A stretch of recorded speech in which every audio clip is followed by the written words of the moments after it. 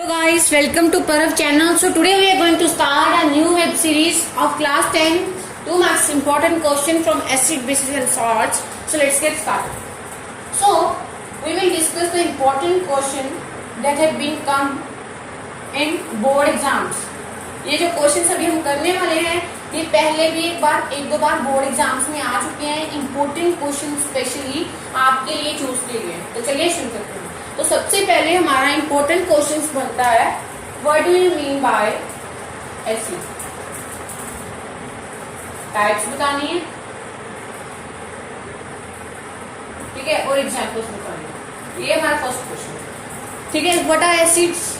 Acids वो हैं जो कि क्या करते हैं H positive ion hydrogen ion जो है क्या करते हैं आयनाइज करके रिलीज करते हैं, वो है हमारा एसिड.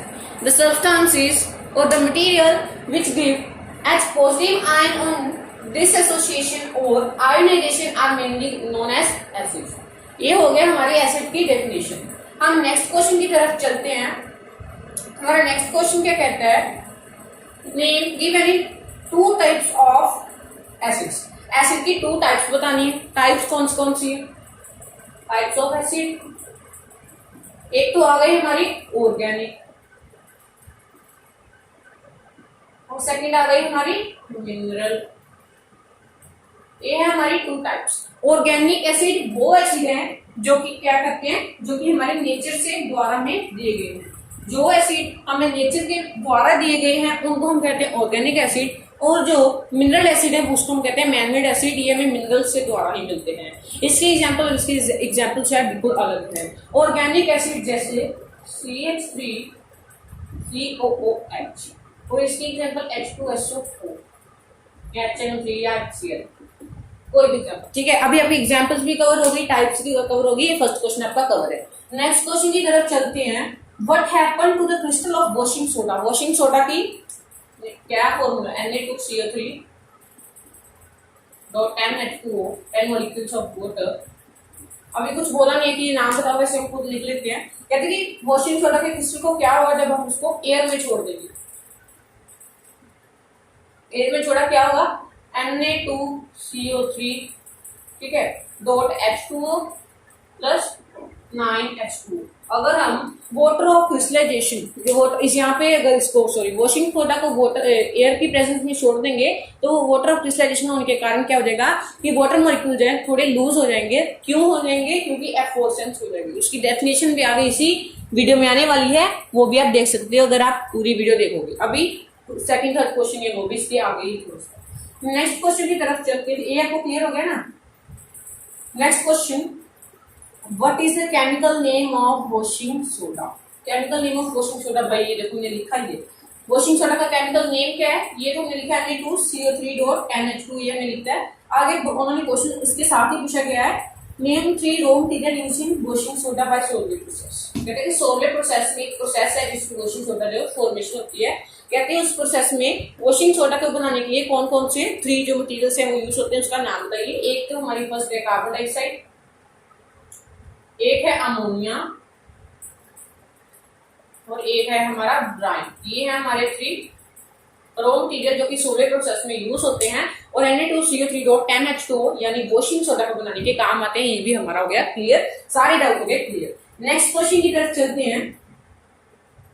What is efflorescence. जो मैंने अभी आपको करवाया था इसी क्वेश्चन में कि एफोल्सरेंस होती है, ये क्या होता है, अभी आपको डेफिनेशन पूरी प्रॉपर तरीके से बताता हूँ. It is the process of loss of molecule of water of crystallization from a substance when exposed to air. इसकी अभी एग्जांपल लेते हैं, इसके साथ ही बता देते हैं क्योंकि मेरे जो क्वेश्चन है ना वो अभी जो 2 मार्क क्वेश्चन आते हैं आपको ये जो ये होते हैं सॉल्ट्स पे बेस होते हैं, ठीक है. कर लेना आपको जो इंपॉर्टेंट क्वेश्चन है ना वो आपको अच्छे तरीके से ध्यान रखना है, ठीक है, और आपको वीडियो भी देखनी है. ये है हमारा वॉशिंग सोडा की करेक्ट जो है हमारा. कहते हैं कि अभी इसको एयर में छोड़ दिया है. एयर में छोड़ने के बाद क्या होगा, एफ्लोरेसेंस हो जाएगी. क्या हो जाएगी, एफ्लोरेसेंस. एयर में छोड़ा Na2CO3.H2 plus 9 molecules of water. यहाँ पे आप 1 भी लिख सकते हो, ठीक है.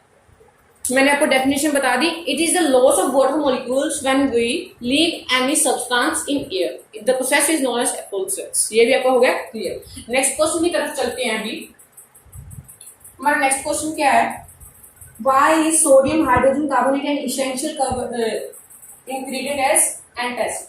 कहते हैं कि सोडियम हाइड्रोजन कार्बोनेट यानी वॉशिंग सोडा कह रहा हूँ, बेकिंग सोडा NaCO3, कहते हैं कि एंटासिड क्यों है।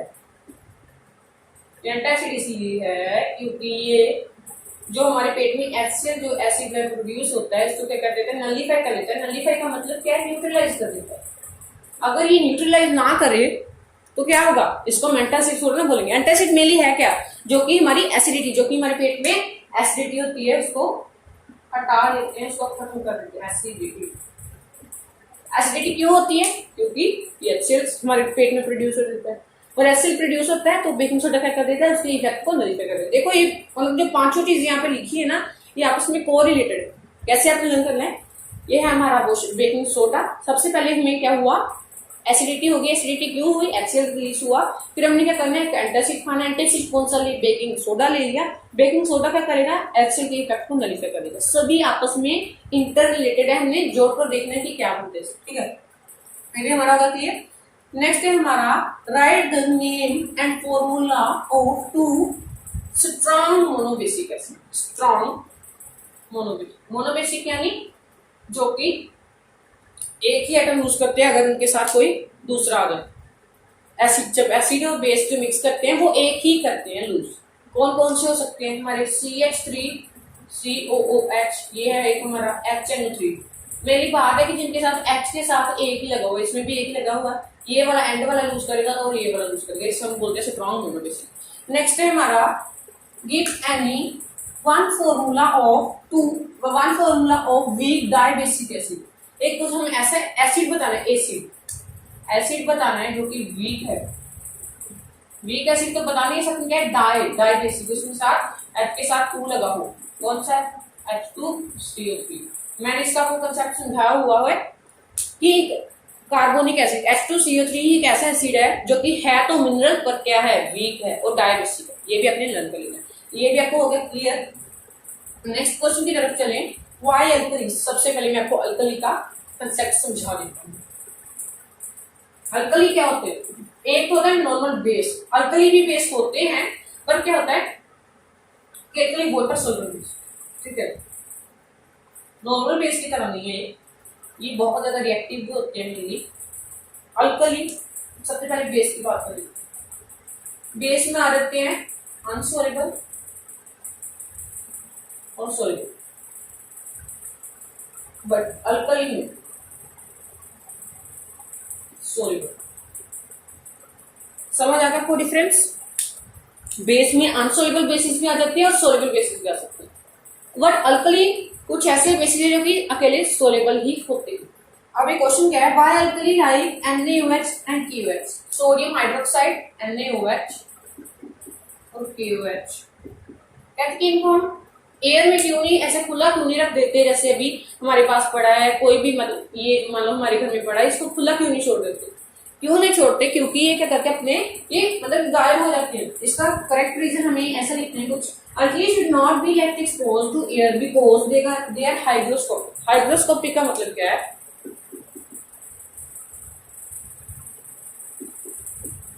इसका मतलब क्या है कि एटमॉस्फेयर से मॉइस्चर एब्जॉर्ब कर लेते हैं और खुद जो है गायब हो जाती है, यानी मेरे लिए वोलाटाइल है। वोलाटाइल इनको बोल सकते हैं, पर करेक्ट जो हमें एक मतलब कि पर्टिकुलर वर्ड चाहिए होता है ना, उसको हम हाइग्रोस्कोपिक देते हैं। ठीक है, नेक्स्ट क्वेश्चन की तरफ चलते हैं। Dry ammonia has no action on litmus paper but a solution of ammonia in water turn that litmus to blue. बहुत इजी और मेन क्वेश्चन है आपका, कहते हैं ड्राई अमोनिया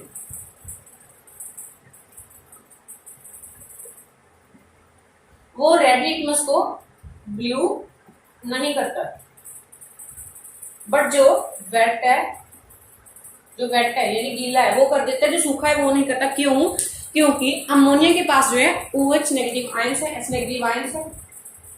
वो क्या करता है कि ये जो आयंस अभी रिलीज तभी करेगा जब उसके पास वाटर होगा।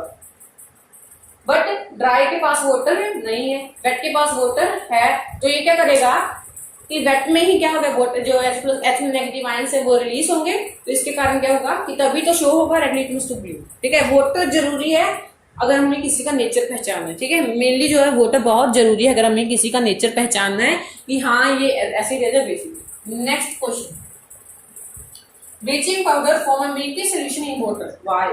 ब्लीचिंग पाउडर CaOCl2 कहते हैं कि मिल्की सॉल्यूशन, मिल्की ऐसे दूध नीला सा जिसमें व्हाइट सा कलर आ जाता है, मिल्की आपने देखा है ना, कार्बन डाइऑक्साइड अपने अगर हम पाइप लेकर स्ट्रॉ लेकर जो नींबू पानी होता है उसमें ऐसे हवा दे पाइप से, तो क्या होता है मिल्की हो जाता है। क्यों होता है वो भी इसके कारण होता है, फिर उसके भी रीजन बताने लगा हूँ।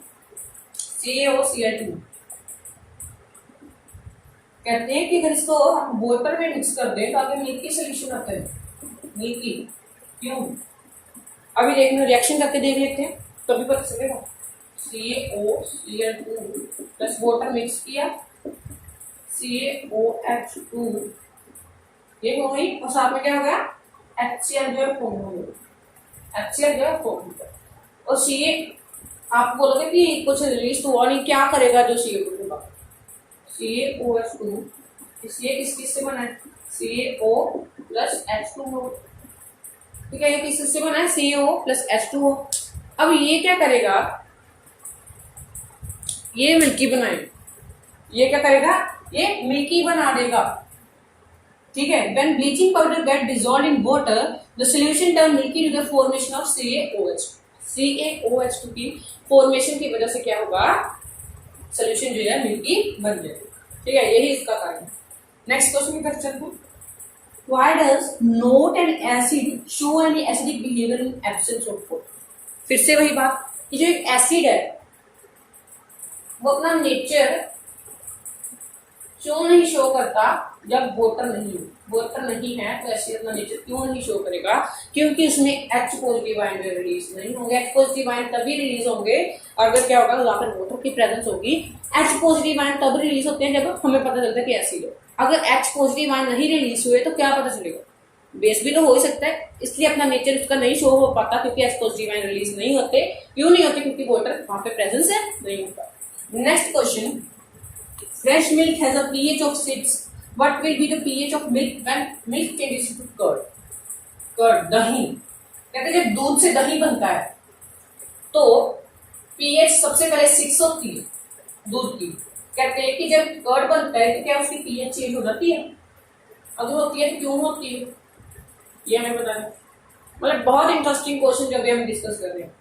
pH ऑफ मिल्क 6, कहते हैं कि जब कर्ड में चेंज होता है क्या उसकी pH चेंज होती है, क्या ऐसा फॉर्म होता है जिसकी pH चेंज हो जाती है। कर्ड में है हमारा लैक्टिक एसिड, लैक्टिक एसिड क्या है, इसकी pH मिल्क से कुछ ज्यादा है, मिल्क से कुछ ज्यादा। अगर मिल्क जो है कर्ड में चेंज हो रहा है तो उसकी pH क्या हो रही है, बढ़ रही है, यानी मिल्क की pH ज्यादा है कर्ड से। इसका मतलब क्या है, कर्ड की pH जो है कम है।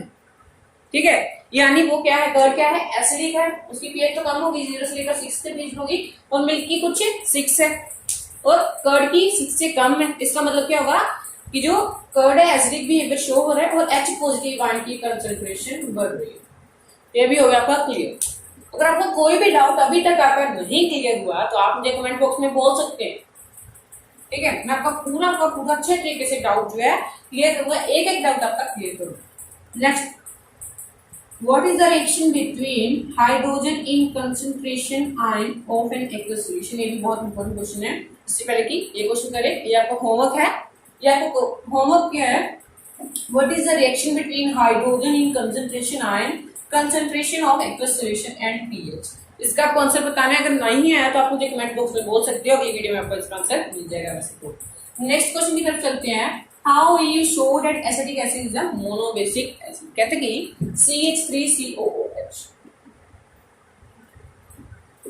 कैसे कहेंगे कि ये जो है मोनोबेसिक है, वैसे तो हमें पता है कैसे कहेंगे, क्योंकि ये ओनली वन एटम जो क्या करेगा, लूज करेगा, वन एटम का लूज करेगा, इससे हमें पता चल जाता है कि ये एसिटिक एसिड है, मोनोबेसिक है। एग्जांपल प्लस एक्टिव मेटल को लेना है जो कि बहुत रिएक्शन करता है, CH3 COONA plus plus H2O, ठीक है, ऐसा हो जाएगा। तो इसका 1 ही एटम जो है इधर उधर रिप्लेस हुआ है, इससे हमें पता चलेगा जो कि CH3COOH है वो क्या है, एक मोनोबेसिक एसिड है। ये भी आपका हो गया क्लियर। नेक्स्ट क्वेश्चन की तरफ चलते हैं। Why should curd in sour substances not be kept in brass and copper vessels? बहुत इंटरेस्टिंग, बहुत मजेदार। आशा करता हूँ कि आपको ये लेक्चर जो है बहुत इंटरेस्टिंग लग रहा होगा, बोरिंग बिल्कुल नहीं लग रहा होगा। वैसे मुझे तो बहुत इंटरेस्टिंग लग रहा है क्योंकि नए नए क्वेश्चंस आ रहे हैं आपके डाउट क्लियर करने के लिए। तो नेक्स्ट क्वेश्चन की तरफ चलते हैं। कहते हैं कि कर्ड जो है जिसमें होता है लैक्टिक एसिड होता है सॉरी, उसको हम कॉपर या ब्रास की वेसल्स में क्यों नहीं स्टोर करते, उसको कॉपर और ब्रास की वेसल्स में क्यों नहीं स्टोर करते हैं? इसका आंसर है इसलिए नहीं करते हैं क्योंकि कर्ड जो है जिसमें लैक्टिक एसिड है वो कॉपर और ब्रास के मेटल के साथ क्या करेगा, रिएक्शन कर देगा, रिएक्शन करेगा, जिसके कारण क्या होगा कि हार्मफुल फूड जो है वो प्रोड्यूस हो जाएगा, जिसके कारण क्या होगा, फूड पॉइजनिंग हो रहेगी जो कि हमारे शरीर के लिए बहुत हार्मफुल, ठीक है। ये भी आपका होगा clear. Next question, which gas is usually liberated when an acid react with metal? Give examples। कहते हैं कि एक गैस है वो रिलीज होती है हमेशा जब कोई भी एसिड यानी HCl प्लस MgSO4, कहते हैं जैसे ये इसका रिएक्शन हुआ है, ठीक है। कहते हैं गैस है जो हमेशा रिलीज होती है, सॉरी यहाँ पे कुछ और कर देते हैं, HCl प्लस Zn कर देते हैं क्योंकि वो एक एसिड मिलता है। ये कहते हैं कि जब एसिड रिएक्ट करता है एक्टिव मेटल के साथ, कहते हैं कि गैस रिलीज होती है, वो कौन सी गैस है, एग्जाम्पल लेकर बताइए और ये बताइए कि वो हम उसको कैसे पहचान सकते हैं। रिएक्शन हुआ ZnCl2 प्लस H2, ये हमें पता चल गया कौन सी गैस आएगी, H2 गैस आएगी। एग्जाम्पल भी हमारी यही हो गई।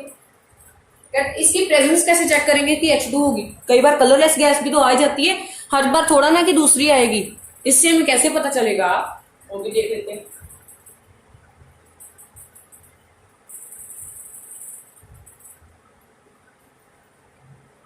H2 गैस का कैसे पता चलेगा?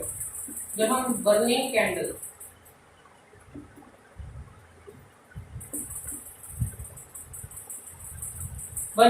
ये कराएंगे तो पॉप साउंड जो है रिलीज हो जाएगी। पॉप साउंड जो है उसकी आवाज आएगी, पॉप टक ऐसी आवाज आएगी, हमें पता चल जाएगा कि H2 गैस है रिलीज हो जाएगी, ठीक है। जिसकी आवाज आप इंटरनेट पे भी सुन सकते हो, सभी सोर्सेस में दी गई है, आप सिर्फ आपको सर्च करना है पॉप साउंड, आप उसकी आवाज सुनने का नजारा ले सकते हैं। आगे कई बार ये आपको क्वेश्चन में तो नहीं दिया गया है, कई बार आपको मेन क्वेश्चन आ जाता है कोई ऐसी 3 गैसेस बताइए जिनको हम चेक कर सकते हैं। क्वेश्चन दिया नहीं गया है आपको, वैसे याद दिलाना। इसका भी बर्निंग कैंडल से एक कर देगी, कैंडल को एक्सटिंग्विश कर देगी, यानी जो कैंडल की लाइट आ रही होगी इसको खत्म कर देगी, बुझा देगी। नेक्स्ट है SO2,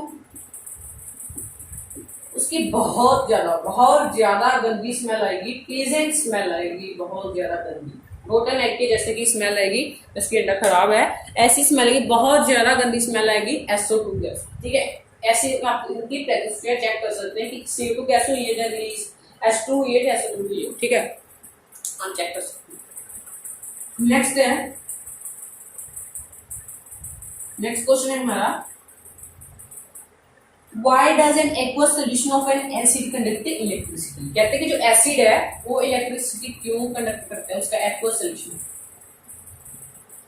सोल्यूशन उसका इलेक्ट्रिसिटी क्यों कंडक्ट करता है? क्योंकि जब वो वाटर के साथ एक्शन बनाता है अपना तो उसके H पॉजिटिव आयन जो रिलीज हो जाते हैं। H पॉजिटिव आयन क्या करते हैं, मतलब कि जो एसिड की प्रॉपर्टी है ना सारी H पॉजिटिव आयन पे ही मेनली डिपेंड है। एसिड घूम फिर के फिर से कोई ना कोई रीजन H पॉजिटिव आयन पे ही आकर अटकता है। इसका आंसर क्या है कि H पॉजिटिव आयन रिलीज होते हैं। H पॉजिटिव आयन रिलीज होने के कारण क्या होता है, जो वो एसिड है वो इलेक्ट्रिसिटी कंडक्ट करने के काबिल हो जाता है। ये आपका क्लियर हो गया। अगर आपको पूछ ले if there will be no religion of H positive ion what will happen, कहते हैं कि अगर H पॉजिटिव आयन जो रिलीज नहीं होगा जिससे हम क्या बोल सकते हैं कि जो इलेक्ट्रिसिटी है वो एसिडिक कंडक्ट नहीं करेगा। अगर वाटर होगा तो भी H पॉजिटिव आयन निकलेंगे, अगर वाटर नहीं होगा तो इलेक्ट्रिसिटी कंडक्ट नहीं होगी। Clear. Next question, Why does HCl gas do not change the color of dry litmus paper? फिर से घुमा कर H पॉजिटिव आयन पर आकर रखेगी। इसको नीचे वाली को ऐसे ही रहने देता हूँ क्योंकि अभी भी इसकी बात कर रहा हूँ। कहते हैं जो HCl गैस है ड्राई वो क्यों नहीं करती, बट वेट जो है वो करती। क्यों नहीं करती, क्योंकि ड्राई में क्या हुआ, H पॉजिटिव आयन रिलीज नहीं हुई है, आयन नहीं, आयंस नहीं है, इलेक्ट्रिसिटी कंडक्ट तो खुद ब खुद ही नहीं करेगी और लिटमस का कलर भी चेंज नहीं होगा। बट अगर हम लिटमस पेपर को वेट कर दें, ये नहीं है कि हमने ड्राई हाइड्रोजन क्लोराइड गैस को क्या करना है, गैस तो वेट हो नहीं सकती, इसलिए हमें क्या करना है, लिटमस को वेट कर देना है।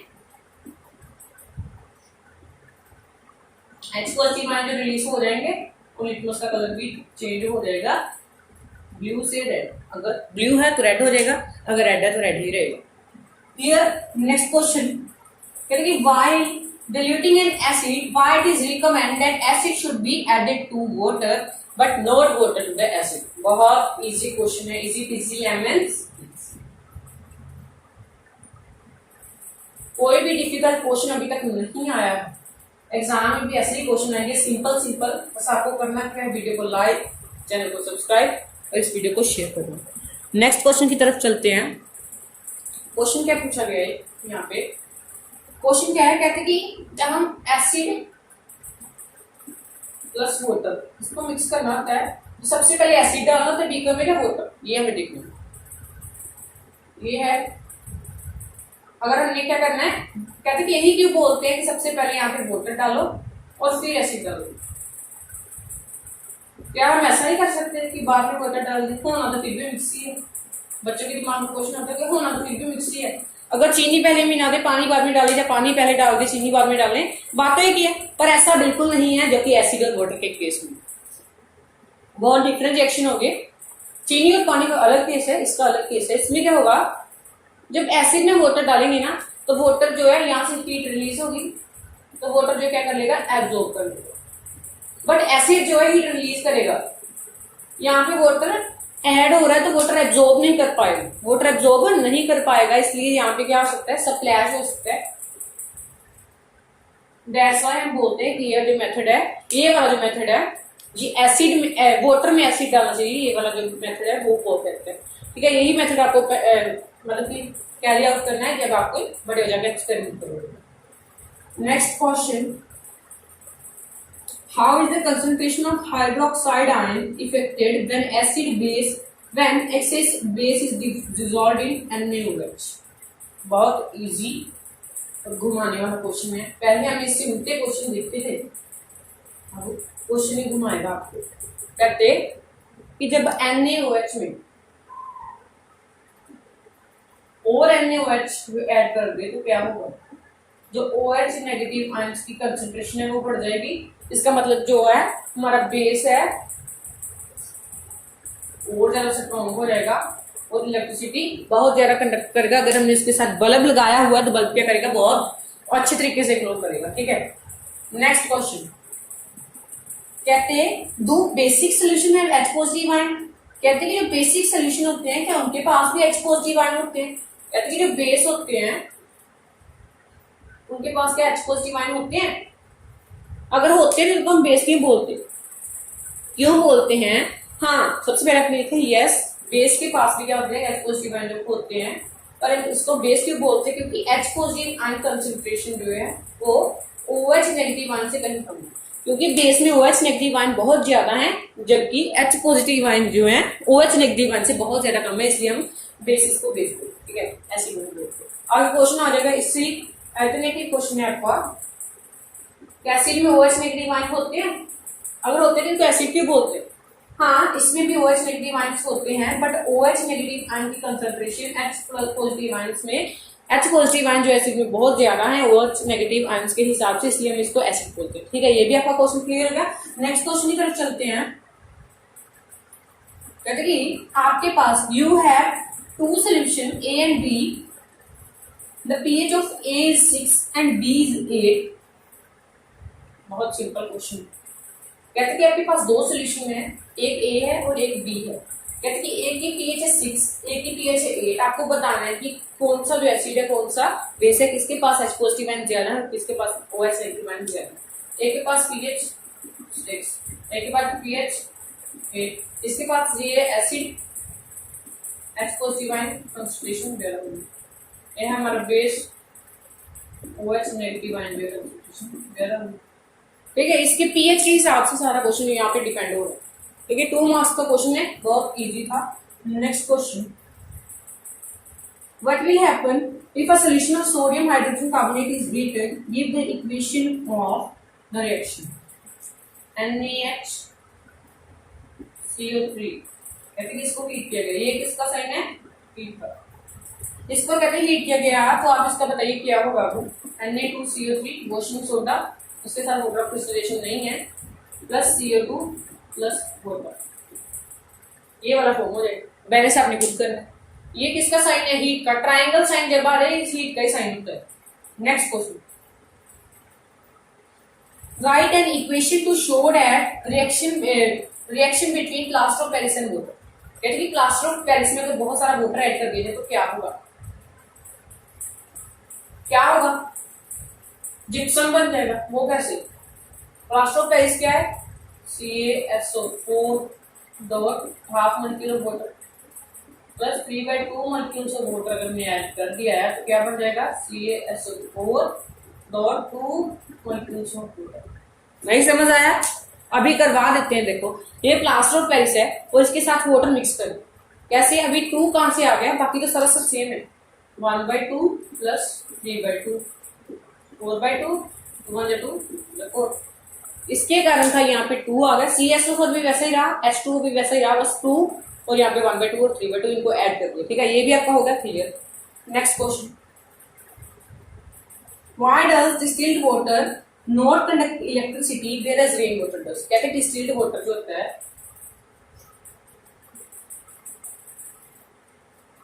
वो इलेक्ट्रिसिटी क्यों नहीं कंडक्ट करता, बट जो रेन वाटर होता है वो करता है। क्यों, क्योंकि इसके पास आयंस है। जैसे ही इसके पास आयंस नहीं है इसलिए नहीं करता, क्योंकि ये प्योर है। प्योर के सारे क्या होते हैं, रिमूव हो जाते हैं। और रेन वाटर में क्या होता है, बहुत सारी H2 gas, SO2 gas, CO2 gas, O2 gas, बहुत सारी गैसेस मिक्स हो जाएंगी और इसके साथ बहुत सारे आयंस आ जाएंगे, Na पॉजिटिव आयन। ठीक है, ऐसे बहुत सारे आयंस आ जाएंगे। तो इसके कारण क्या होगा, ये इसमें आयंस आ गए, इसमें आयंस है, प्रेजेंट है इसमें आयंस। यही कारण है कि ये क्या, रेन वाटर जो इलेक्ट्रिसिटी कंडक्ट करता है बट डिस्टिल्ड वाटर नहीं करता। Question clear. नेक्स्ट क्वेश्चन, कहते हैं कि हमने 2 इक्वल लेंथ की क्या ली है, हमने मैग्नीशियम रिबन्स लिए हैं। मैग्नीशियम रिबन्स कहते हैं हमने इक्वल लेंथ के लिए है। कहते हैं कि एक में क्या हो रहा है कि बहुत जल्दी जो है रिएक्शन स्टार्ट हो गया, पर दूसरा जो है ना उसमें रिएक्शन बहुत देर लगा रहा है। क्यों, मैग्नीशियम रिबन का वैसे क्या कह सकते हैं, Mg प्लस एक में H2SO4 डाला है और एक में CH3COOH डाला है। ये क्या है, CH3COOH जो एसिड हमने डाला है, ये क्या है, वीक एसिड है। वीक एसिड तो इसलिए क्या हो रहा है कि इसमें रिएक्शन जो है थोड़ा स्लो हो रहा है, इसलिए फिजलिंग जो है थोड़ी स्लो हो रही है। और H2SO4 जो स्ट्रॉन्ग एसिड है, जल्दी से इसके साथ रिएक्शन कर रही है, तो इसके साथ क्या हो रहा है, जो रिएक्शन है इसलिए बहुत ज्यादा फास्ट हो रहा है। देखिए इसका आंसर क्या आएगा, MgSO4 plus H2 CH3COO Mg plus H2, ये हमारा आंसर। ठीक है, बहुत इजी आंसर था हमारा। ठीक है, आपने लर्न कर लेना अच्छे तरीके से।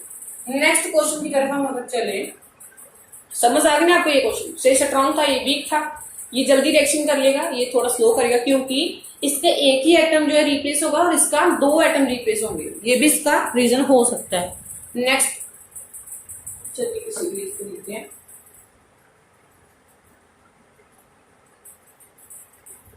नेक्स्ट क्वेश्चन की तरफ चलते हैं। हमारा नेक्स्ट क्वेश्चन है कि एक 2 हमने लड़कियां ली है, काजी है और एक प्रियम है। एक है हमारे पास काजी और एक है हमारे पास प्रियम। दोनों लड़कियां, एक क्या कर रही है, एसिड में, एसिड को वाटर में ऐड कर रही है और एक वाटर को एसिड में ऐड कर रही है। कहते कि ये बताओ कि इन दोनों लड़कियों में से करेक्ट कौन है, कौन जो लड़की है वो सही काम कर रही है, कौन हो सकती है। मुझे तो लग रहा है कि जो काजी है वो करेक्ट है। क्यों? क्योंकि वाटर जो एब्जॉर्ब कर ले और यहां से रिलीज हो जाएगा और साथ साथ में एब्जॉर्ब हो जाएगी और काजी जो करेक्ट होगी। आपने भी कैसा बनाया, काजी जैसा बनाया, बट प्रियम जो है गलत कर रही है, थोड़ा सा, थोड़ा नहीं बहुत ज्यादा गलत कर रही है, इससे क्लैश हो सकता है। वाटर क्या करेगा, एब्जॉर्ब करेगा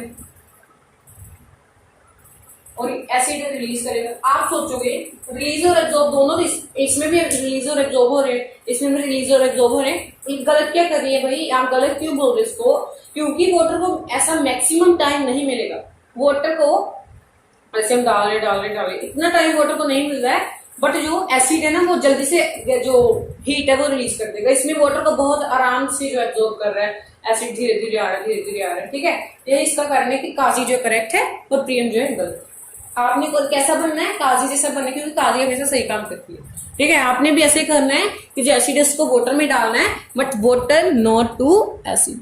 सो that's all about today's video. अगला लेक्चर आपका आने वाला है 3 मार्क्स क्वेश्चन से, उसका अगला लेक्चर आने वाला है 5 मार्क्स क्वेश्चन पे। आप वो भी देख सकते हैं जाकर। Thank you.